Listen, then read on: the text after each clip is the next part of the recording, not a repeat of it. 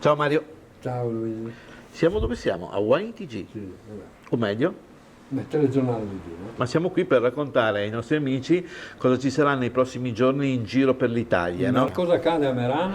A Merano c'è Merano Wine Festival. No. Merano Wine Festival è un'occasione di incontro molto speciale, no? Direi di sì, perché c'è una esposizione, una degustazione, masterclass, insomma c'è di tutto e di più per il mondo del vino e anche per la gastronomia d'eccellenza. Ma anche chi non va a Merano potrà godersi veramente delle opportunità Anche se col uno movimento abita del a Roma turismo. può tranquillamente visitare qualche cantina nella sua regione, perché c'è il San Martino in cantina, cantine aperte. Tutto il mese di novembre. Esatto, basta cliccare sul sito internet del Movimento Turismo del Vino, scegliere la propria regione e scegliere la propria cantina.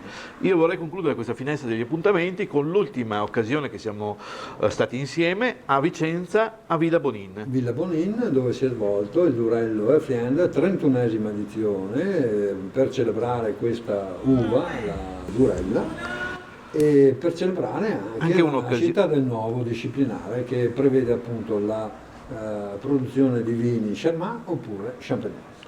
Mario, a me parlare è piaciuto, però mi si è seccata la gola e adesso vorrei in qualche modo degustare qualcosa insieme con te. Ma ben volentieri. Mario, è comparsa miracolosamente una bottiglia sulla nostra tavola, anzi sulla nostra tola. Tola rasa, chef e patron Luca Tomasicchio che ci ospita per questa serie di trasmissioni sul TG del vino. E che speriamo di avere anche il nostro ospite in uno dei prossimi appuntamenti. Non lo escludiamo. Benissimo. Parlavamo di questa bottiglia. Io leggo sull'etichetta Punto Zero, una cantina che conosciamo bene. I Colli Iberici, marito e moglie, due famiglie che si sono unite per fondare questa azienda con 50 ettari coltivati. Poi tra l'altro devo dire una cosa, che non sono solo vigneto, ma c'è di tutto e quindi hanno conservato perfettamente tutta la biodiversità.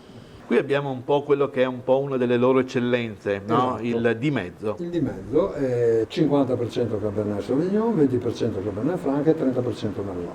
Quindi un classico taglio bordolese creato da Celestino Gaspari. Ma direi di non dire altro, perché sennò poi scopriamo tutte le carte di questa cantina. Anche perché la cantina Punto Zero ci terrà compagnia per tutta la settimana e quindi potremo approfondire e conoscere meglio gli altri vini. Certamente. Benissimo, quindi appuntamento alla prossima puntata per un focus sulla cantina e sui loro vini.